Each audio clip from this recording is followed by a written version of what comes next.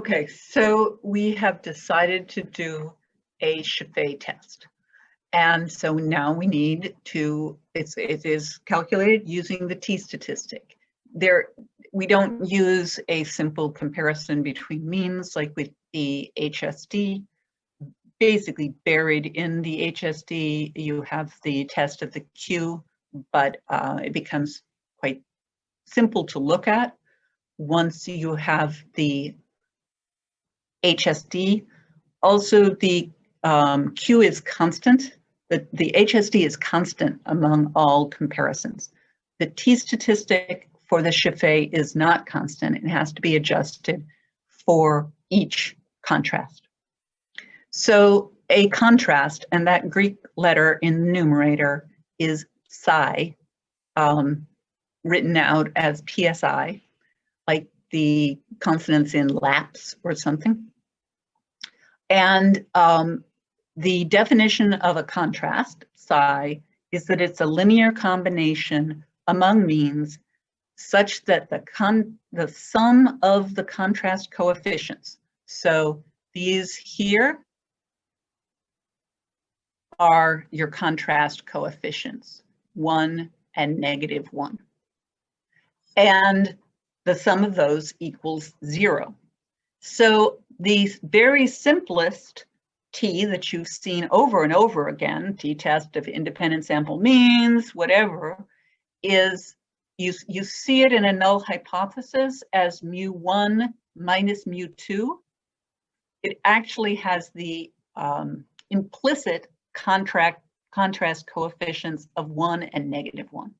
So this term on the right side of the equation would could be written more simply as mu1 minus mu2 equals 0. So that would be a contrast of 0, which is what you would find if under the null hypothesis for an independent samples t-test. The thing with pairwise comparisons in Scheffé is, first of all, these contrast coefficients will not be 1 and -1. They still have to sum to 0, but they'll likely be different because you're making a complex contrast, and also your standard error term is different. So let's see how those differ. First of all, the numerator, that's the contrast term, is, again, this is the kind of base form for any contrast. But if this is all you're doing after rejecting the null hypothesis in a one-way ANOVA, doing a pairwise test, and you're only going to do pairwise tests, you might as well use Tukey HSD because it's more powerful, or Tukey coils, but you might as well stick with a Tukey form because it's more powerful. But this is comparing two means with contrast coefficients of 1 and -1, which sum to 0. But let's say that you're doing something more complex. You're comparing one mean to the average of two other means. You have two treatment forms and a control group, and you want to know, basically, is any treatment better than no treatment?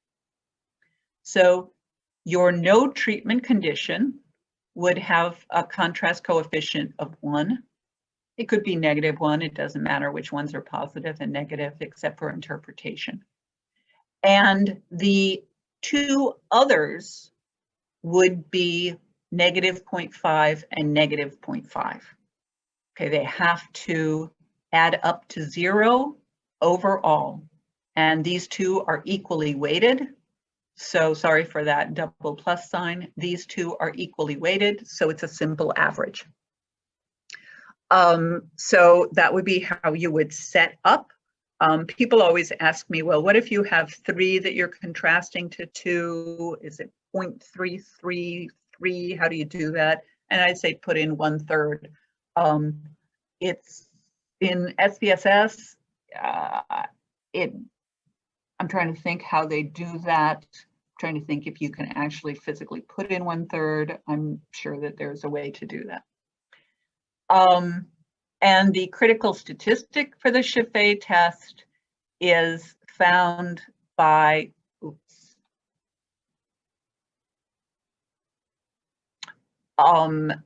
this is actually kind of nice because you've already calculated this F.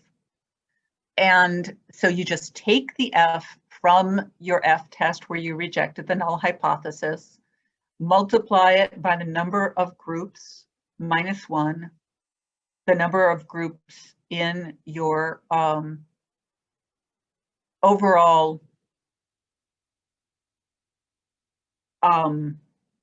ANOVA, one-way ANOVA, and take the square root of that. I need to correct myself back here. I made a mistake. I said that no, I didn't. Okay, the T obtained varies for each contrast, but the critical statistic is a constant for all possible contrasts under Chaffee.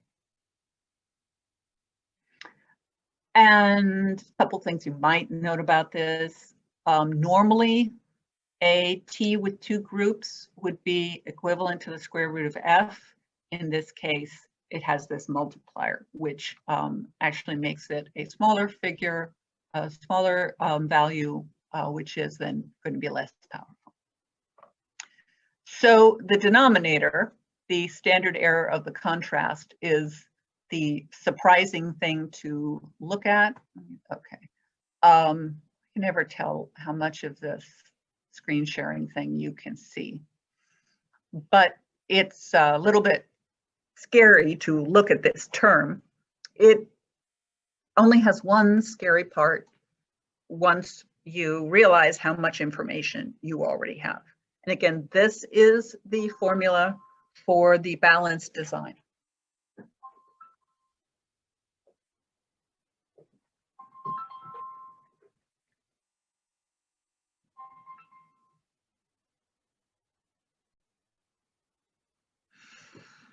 Okay, so we're going into the denominator for the Chaffee statistic, which is the standard error of the contrast.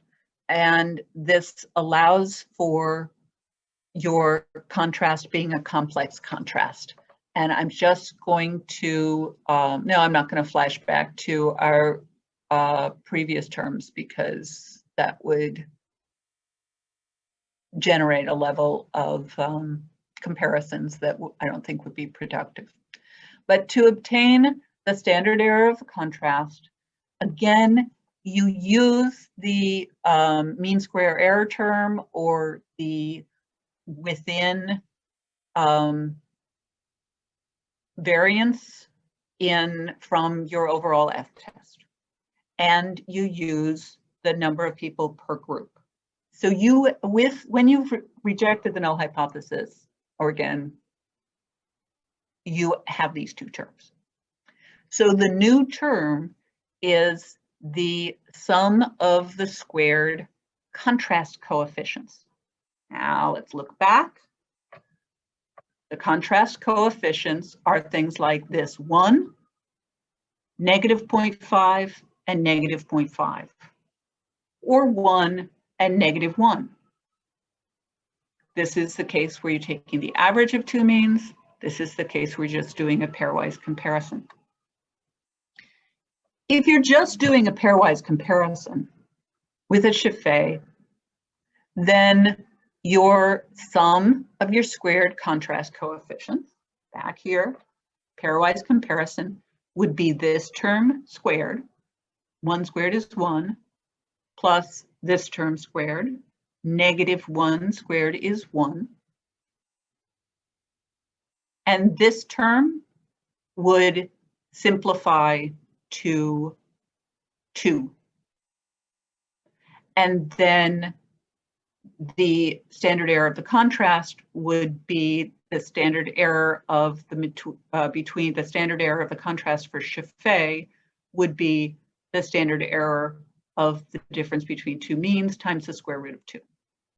We're calculating the denominator, the standard error of the contrast in Chaffee.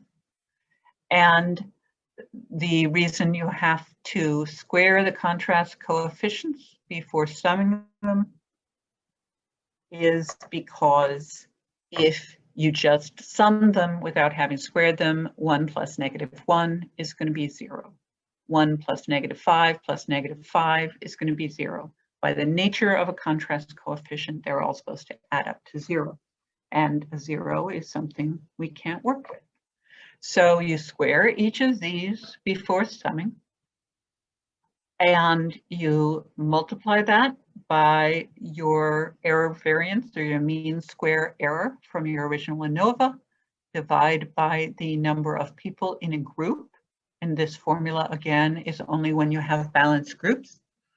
And you take the square root of that term. And that gives you the standard error of the contrast. So let's say that we are looking for the average of two means compared to a third mean. And this you could have, it says here you have 3 groups, but you could have 5 groups, but you've just selected these. So these are the means that you want to draw a comparison from. And so you have to somehow or other reduce some of the means to one term so that you can compare them to another or some of the others. So your obtained statistic, your critical statistic is found on the previous slides. On the obtained statistic is the numerator contrast between means divided by the standard error of the contrast. So to get the numerator, to get the contrast between the two means, you take the average of the two means. So that, like if you had a mean of 20 and a mean of 24, 20 plus 24 is 44 divided by 2. So your average comparison, your average of those two means is, where did I say we left off? 24, 20 is 22. And you then compare that to your third mean of interest, which is some other value. We will do this with actual data in an upcoming class. And because you are comparing two coefficients to a third coefficient, these two have to sum to the opposite of this one. So these two plus this one have to be negative, and these are weighted by the fact that you're doing an average. So 0.5 squared plus 0.5 squared plus -1 squared. 0.5 plus 0.5 plus -1 add up to 0. You square each term and add them to get the sum of the squared contrast coefficients.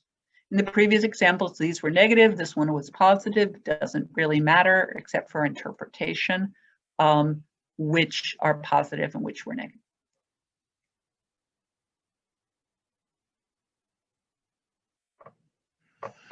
And that will basically give you your Chaffee statistic. You now have the sum of the squared contrast coefficients, the numerator for the contrast. So the sum of the squared contrast coefficients times your error term from the original ANOVA divided by your group size square root gives you the denominator of this test, the standard error of the contrast in Chaffee, and the numerator is this term. In this particular case, the average of two means minus the third mean. I'll go through this with data. We will all go through this with data in class. The only other thing I wanted to mention is in all of these examples, we had supported the assumption of equal variances or homogeneous variances.